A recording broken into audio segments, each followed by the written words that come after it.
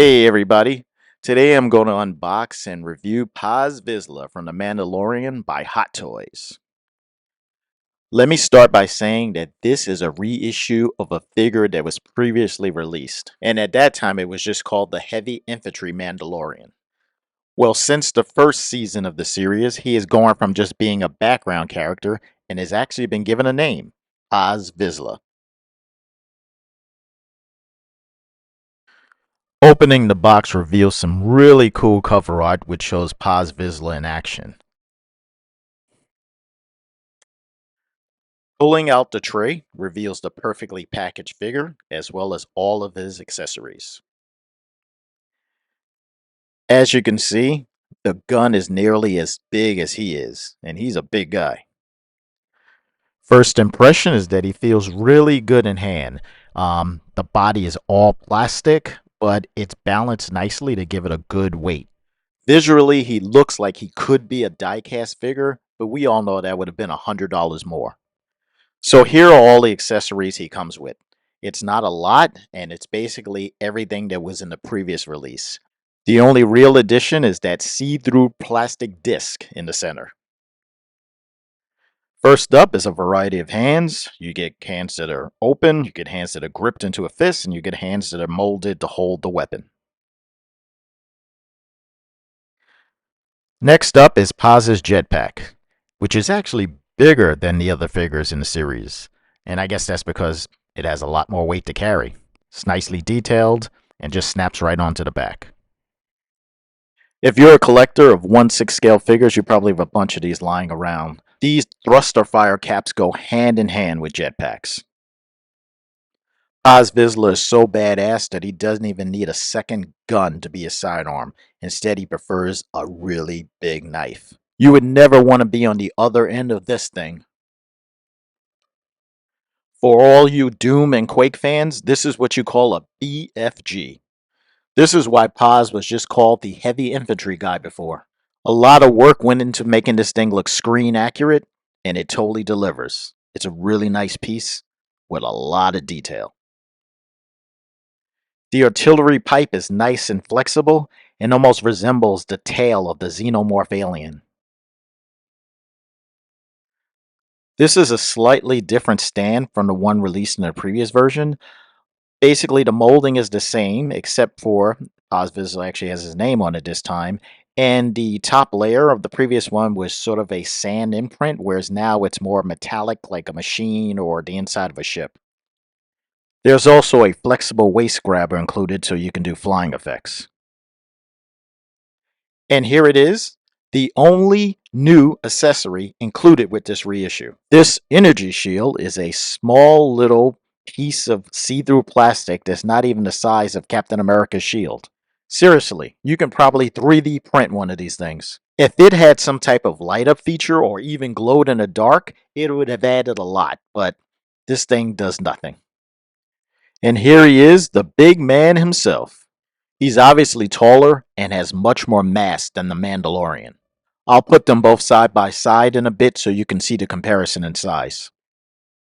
The attention to detail on this thing is on point. I mean, just look at it. Look at the weathering. Look at all the dents and all the scrapes. This guy looks like he's been through so much.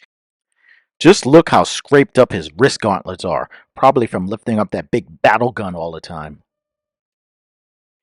His torso is padded underneath this, and that may restrict some movement, but overall, the articulation is not that bad. The arm joints have good flexibility, so you can hold that big gun, and the legs actually are pretty flexible as well. You can do a lot of bends, and also you can tilt the foot so that you can get that flying effect. The head can be tilted in all directions, so you won't have any issues if you're posing.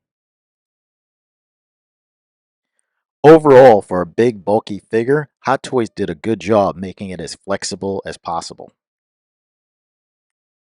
Now let's suit them up. The pegs on the back make it very self-explanatory. You just line them up and then you slide on the jetpack.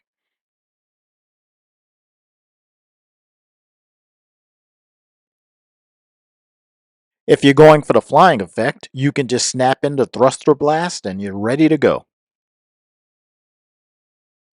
His dagger slides conveniently into his right boot. When Paz is not using his big artillery gun, he can mount it right to the side of his jetpack.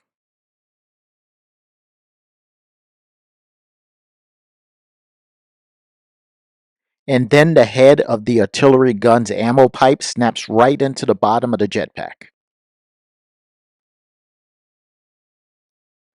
And now that he's fully locked and loaded, Paz Vizsla is ready to do some damage.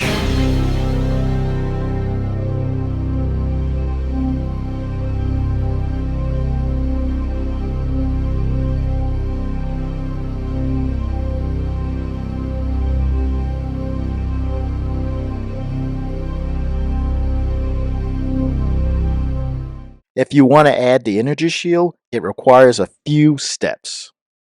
First, you have to remove the small mounting peg from the underside of the shield and then replace it with the one on the wrist gauntlet.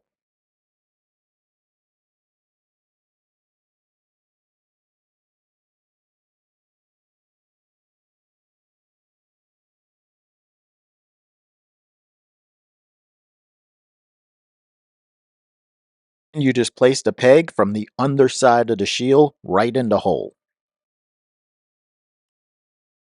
And now, voila, you have an energy shield. I really wish that Hot Toys added a light up feature to the shield, because if they did that, it would have made this reissue of the figure really stand out.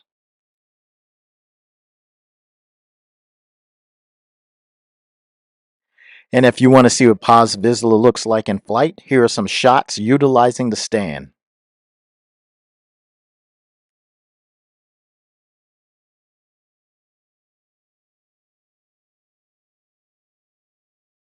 Here are Paz and Mando standing side by side so you can get an idea of what they look like in size.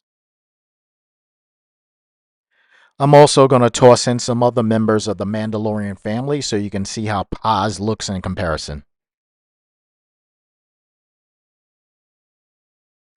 I'd appreciate it if you took this moment to hit that like button and also subscribe. It helps the channel out a lot. To sum it all up, if you have the previous version of this figure, you do not need to purchase this one. It is the exact same figure with the addition of that small little plastic shield. This release is for people like myself who missed out on the first release, but still wanted to add this figure to their collection of Mandalorian figures. So thank you for watching, and until next time, this is the way.